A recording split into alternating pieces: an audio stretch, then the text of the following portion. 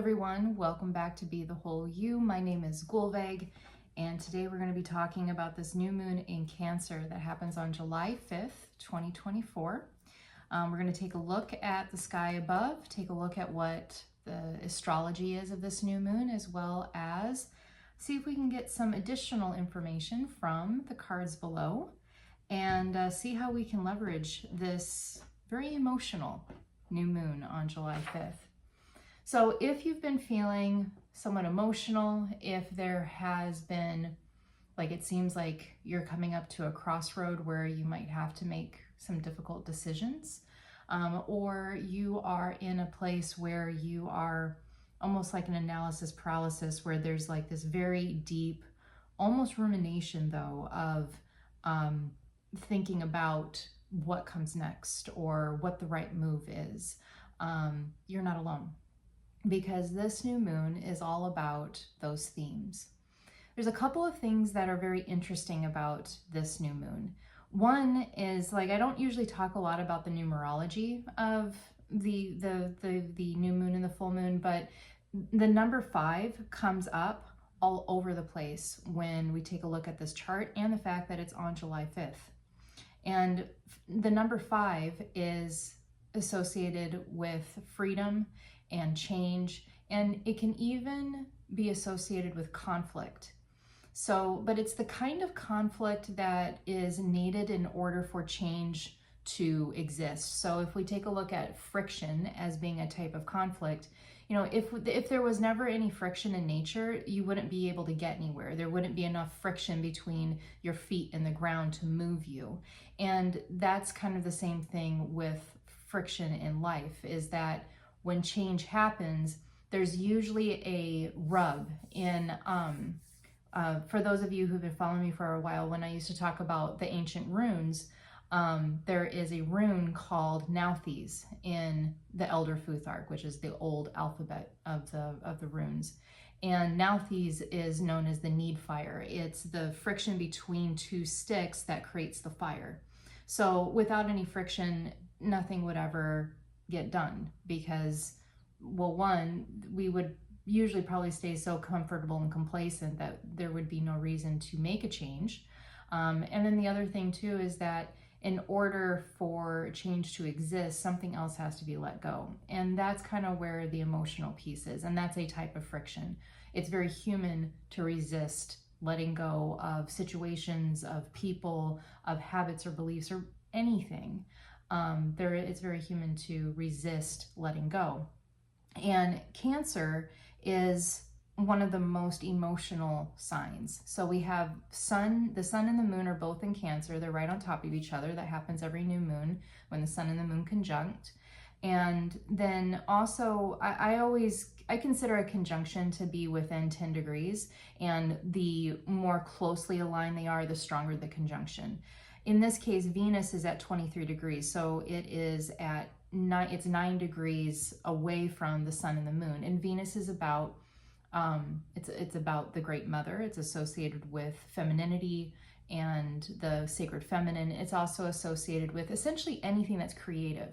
So money, wealth, home, it's associated with beauty, and it's also associated with the arts. So, but it isn't just artistic creation that Venus rules over. It's really anything any idea that we're taking and we are gestating through the sacred feminine, through the mother archetype, into fruition, into the three-dimensional realm. So that brings me to another point about this new moon, is that there's a lot of, I'm going to explain why there are some, like the resistance piece, and why that is there, and why it's so uncomfortable. But there's also a flip side to this new moon too, in that it's associated with the mother archetype. So Cancer is associated, the zodiac signs of Cancer is associated with the mother. It's with the mother archetype, gestation, nurturing, supporting, guiding, you know, all of those themes, those characteristics that are associated with motherhood. And all of us have that archetype within us. Anytime that we have an idea and we are working towards bringing that idea into fruition, we are gestating that idea. We are nurturing that seed of potential so that it can be birthed into reality. And this is an excellent new moon for that. So if there's a project that you're working on, if there's an idea that you've been kind of like tossing around, wondering if you should pursue it, if there's a business that you're wanting to start, or a side gig, or an artwork, or anything like that. If there is an idea that you've been thinking about, and you've either started it and you are wanting to make, some bigger steps towards its completion, or it's something that you've just been kind of tossing around, this is the new moon that that would be really great to take advantage of in order to birth that into reality. Now, the birthing of it you would probably see a milestone with that within the next 8 to 10 days, because that's when the moon will conjunct Venus even like more tightly. And so if you made a decision on July 5th, or like the 4th, the 5th, or the 6th, within that, to pursue a particular idea, you would probably see like that first milestone in the next 10 days. But it's very possible that whatever decisions we make around this new moon, whatever changes, whatever projects we pursue, that it will be in 9 months from now. And this isn't just because of the mother archetype, and 9 months gestation. It actually has nothing to do with that. It has everything to do with the fact that the moon will then reach Saturn in about 9 to 10 months, and Saturn is the time-bound constant consciousness, and will condense things. And so in 9 to 10 months from now, if you made a decision to make some sort of change now, most likely you will see it come to completion in 9 to 10 months from now. So we can really leverage this to make some very potent short-term and long-term plans. So that's the other piece of this, is that even though there's parts of it that we're going to talk about that are a little uncomfortable, it's also a really powerfully creative new moon, where it's like supercharged as far as its potential to be able to be leveraged to create new beginnings and changes that we would like to see in our world. So like I said, it's a very emotional kind of new moon, and that is in relationship to this Grand Cross that is part of this new moon. So the new moon in Cancer, it squares the North Node in Aries, and the North Node is an alignment in the sky that's associated astrologically with what it is that we are working towards. It's associated with our life's purpose in your birth chart, goals, aspirations, and so on and so forth. And so the sun and the moon square that North Node in Aries, and Aries is all about the sovereign self. And Cancer is more about hearth, home, and family and close relationships. And it's squaring this trajectory that we have where we're knowing we're having to be true to ourselves. And then the North Node then squares the midheaven, which is in Capricorn. And this opposition for the midheaven in Capricorn, it brings in some of that Capricorn energy that we had from the previous full moon. And that full moon is going to be really important in the next full moon when we talk about the full moon that's going to happen in July. But stay tuned for that video. But we're bringing in some of that Capricorn energy from the full moon that we had a couple weeks ago. And so that midheaven is basically asking you, like, there's all these changes and these new beginnings, and there's this tension, this emotional tension that's building with all of this Cancer energy. And the Capricorn midheaven is there to say, okay, well, what are you going to do about it? And then we have that midheaven that then squares the South Node, which is in Libra. And we've been dealing with this South Node in Libra, North Node in Aries for quite a while. And it's been having this very long theme for 2024, where we're being asked to re-examine our relationship to ourself versus our relationship to the community. Boundaries have been a big theme. What relationships truly support me, which relationships don't. Recalibrating and renegotiating those relationships. What are the rights of the individual versus the rights of the collective, be that the state, the government, or our own personal family. Where do our personal rights end and other people's begin? All of that have been big themes that we have been examining throughout this entire year. And so with this Grand Cross, we're continuing that same theme of deepening the understanding of what it is that I need. And being that we have this squaring off with the North Node in Aries, and our Sun and our Moon, which is our identity and our subconscious, is in Cancer, this is making us re-examine our close relationships specifically. So the ones that are like our close family, our significant other, our children, these are going to very much be the relationships that will most likely be in the limelight the most. And so with this, all of this energy squaring off with the South Node in Libra, the South Node is the lessons we've already learned. The South Node is kind of what it is that we're moving away from. And so we have the South Node in Libra, which is about the collective, the North Node in Aries. And so a Grand Cross is about an energy that has a lot of like friction in it, because it's energy that just is kind of moving. And the good thing about that kind of energy is that it is energy that can really be leveraged, that after the Grand Cross kind of dissipates, that we then use it to inspire us to make big movement, big change, because it's so itchy, right? So it's that friction energy. It's like, this is really uncomfortable. And so it inspires us to take, bigger action than what we might normally do in order to change things.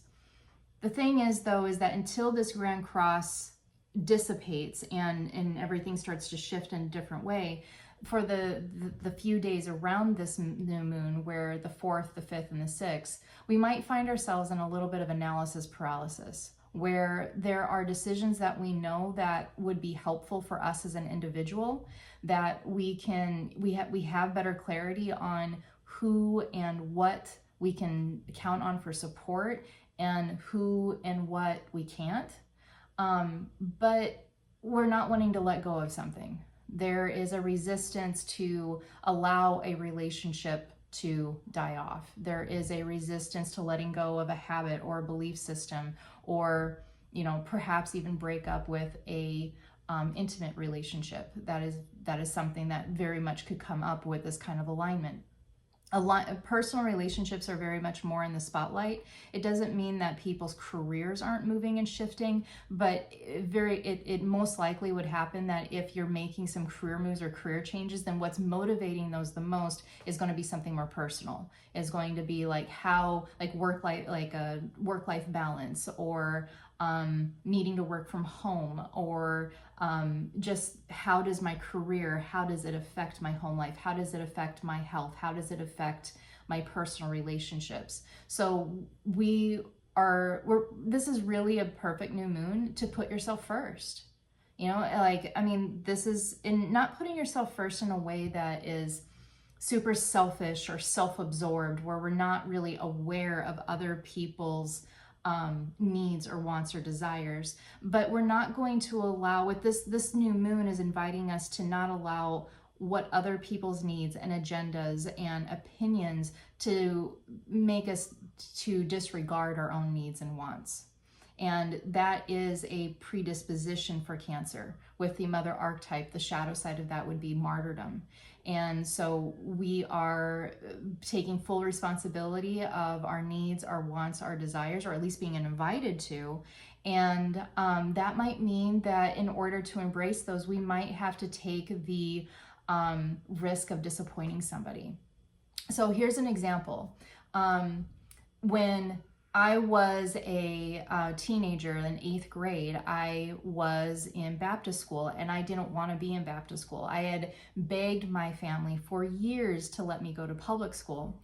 And so the very last day of 8th grade, I was like, I do not want to go to Baptist school for high school. I really, really want to go to the public school. So I conceived a plan to get myself kicked out. And I really had to weigh the pros and cons because I knew that there's a good chance I was going to get grounded for the entire summer if I did this.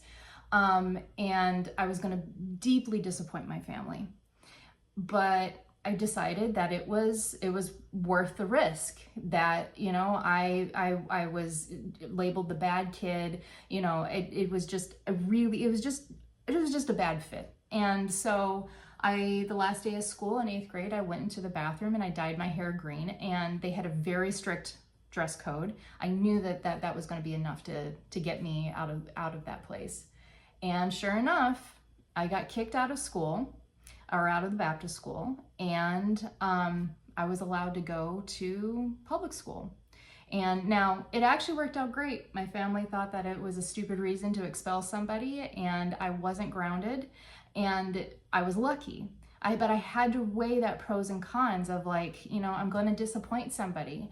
You know, I could get in trouble for this. I could really, you know, get my hand slapped, and, you know, being grounded for an entire summer would have really been a big bummer. But what is it that you're willing to risk? What is it that you're willing to let go of in order for you to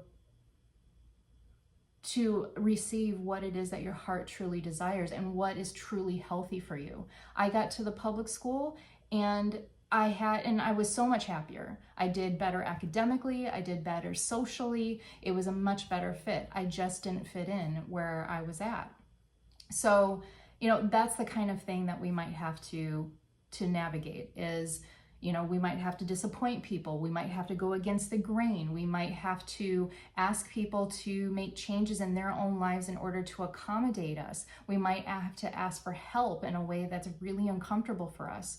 These are all risks and all things that we may resist in order to get what it is that we need and want. So this new moon is going to help us kind of weigh those pros and cons. It's going to be able to help us get clarity on how badly do you want what you want, and are you willing to make the necessary sacrifices or take the necessary risks in order to get there. Chances are that whatever the thing is that's coming up for you, whether or not the change is something with, you know, your living situation, or it is with your career, or whatever it might be, chances are if it's coming up around this new moon, it's something that's pretty central, and it's something that would have a big ripple effect in your life if you were to change it. So let's see what else is here. Okay, so also one of the things that seems like that is a really big deal is the grand trine. And so it isn't just a grand cross, which is about kind of like uncomfortable, you know, spinning energy that doesn't really have any resolution. There's also this grand trine that is also very supportive. Like I said at the beginning, this is a very dualistic new moon. There's like really great stuff and really uncomfortable stuff. It's really very polarized. And the grand trine is in Uranus, that's in Taurus at 25 degrees, which trines the black moon Lilith at 0 degrees in Libra, and then that trines Pluto at 1 degree in Aquarius. So this grand trine, so Uranus in Taurus, Uranus is about like just wiping the slate clean. We can kind of look at Uranus as being like almost the astrological wrecking ball. And it comes in and it wants to revolutionize, it wants to update, it wants to renovate, it's coming in, it's right? So Taurus is ruled by Venus. And remember, Venus is conjunct the sun and the moon that's in Cancer. So the planet that rules Venus not the planet that rules Venus, the zodiac sign that's ruled by Venus, Taurus, it is being shaken up a bit with Uranus, and Uranus is a change agent. So again, we have this change agent thing that's coming in, and it's trining Black Moon Lilith. And Black Moon Lilith at 0 degrees in Libra is very much repeating that same theme that we were talking about with the South Node in Libra, where 0 is the cosmic egg. It's about new beginnings. It's about gestation. And Black Moon Lilith in astrology is a point in the sky that it's associated with our subconscious wounds. It's the parts of us that we don't really want to have people see. It's the part of us that we kind of keep somewhat guarded and closely closely protected. It's a part of us that feels vulnerable. It could have something to do with shame, and so it's associated with Libra. It's associated with, how does the community perceive me? What is my rightful place within community? What is it that I need to say as an individual? And then we have Pluto in Aquarius. Aquarius is also associated with community, but it's associated more with like social issues and politics, technology, you know, how systems are implemented that help community to function. And so we have Pluto at 1 degrees in Aquarius, and Pluto is a planet that's about death and rebirth.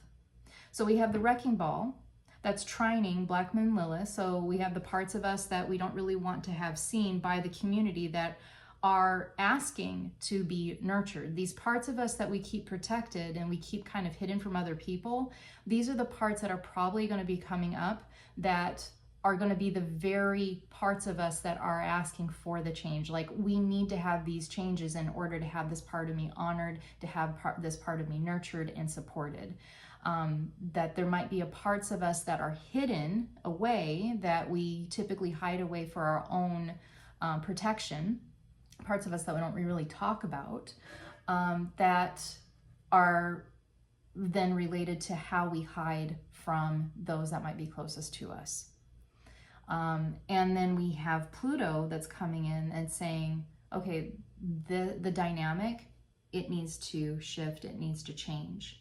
And so all of this might seem like energy, and it's so in some ways it's actually repeating the themes of the Grand Cross, but because the way that it's aligning is a trine versus a square, it's doing so in a way that's more harmonious, that feels more centered, that doesn't feel like as like kind of chaotic swirling energy. So I think that by itself, you have the Grand Cross, which gives you enough friction and enough discomfort to be inspired to do tough things. But then you have the trine that comes in like the archetypal mother that's just like, you know what, baby girl, baby boy, baby, whatever, like I know it's hard, but it's okay.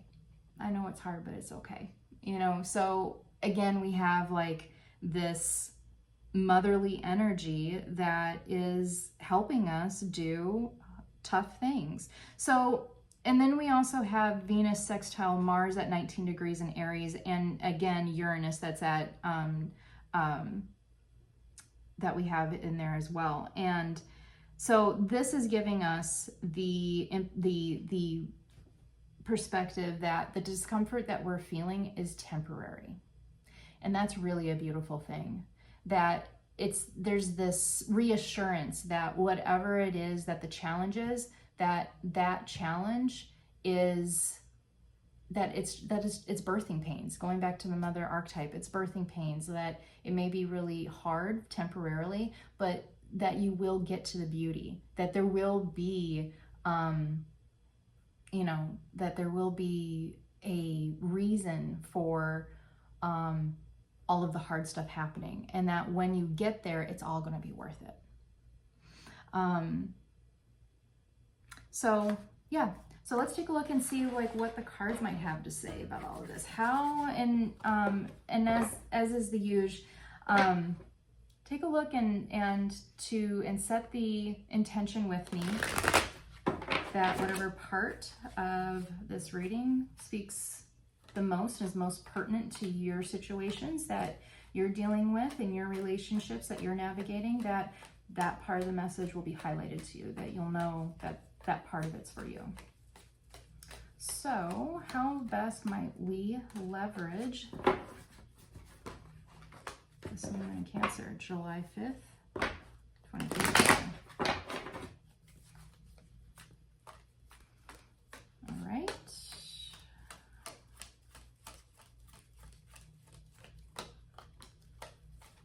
Okay.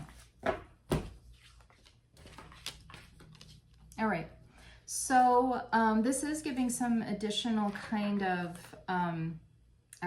details that we're taking that on specifically what might be coming up around this. Some of us, or at least those who are watching this video, most likely are repairing, healing, moving on from some sort of past disappointment. So the World card reversed this is the last card in the tarot deck. When it's right side up, it's about completion and reward. When it's upside down, it talks about disappointments and not really getting your just desserts. So, and then whatever that disappointment was from the World card reversed, it took the wind out of our sails. Like the Princess of Pentacles reversed, again, this is about procrastination. This is about a lack of confidence. And so there's this disappointment. It might have been something recent, or it could have been something a really long time ago. It's not really saying what kind of disappointment, but because it's a major arcana card, it's a big deal disappointment. So it had regardless of what it looks like from the outside, whatever this disappointment was, it had major ramifications for how you identify yourself and how you feel about the world around you, and how empowered you feel to influence change. And so those of us who are watching this most likely are healing from some sort of situation like that. Took the wind out of our sails. It, kind of shook our self-confidence a bit, but now we're on the road to repair, and we have the Seven of Pentacles, which is about harvest. It's about reward. And this is a minor arcana. So the thing that's coming to my mind here is that what is going to be clear is the first 1 or 2, maybe even 3 steps ahead, that this is about slow and steady wins the race. There's no need to that for most of us, we're going to be able to take an incremental step towards the reward that we seek, and that in doing so, we will be able to heal whatever whatever it was that shook our confidence. We'll be able to rebuild that sense of self, rebuild that sense of confidence, and bounce back from something that was pretty painful. And this might have been a disappointment in a loved one. Perhaps there was an intimate relationship, a divorce, someone let us down. It could have been a past failure in business, or something that just you had really high hopes on and it fell flat. And so there might be some unresolved grief around that might come up. And you know what? That's totally okay. And we can use that motherly energy to turn this right side up. So that same disappointment is causing some disharmony. 4 of Wands is about foundation, and because it's Wands, it is associated with our charisma, our courage, our gusto. And so this 7 of Pentacles and this new moon is allowing us to take, to feel with clarity what it is that needs to shift and change, and then to take incremental steps, a strategic approach to create a blueprint, a map, a strategy, a plan, so that we can finally get the harvest that we so deserve. You deserve it. And the thing too about like a lot of this Aries energy that's coming in with all of this is, here's the thing, you don't need permission to want what you want, and you don't need permission to do what's best for you.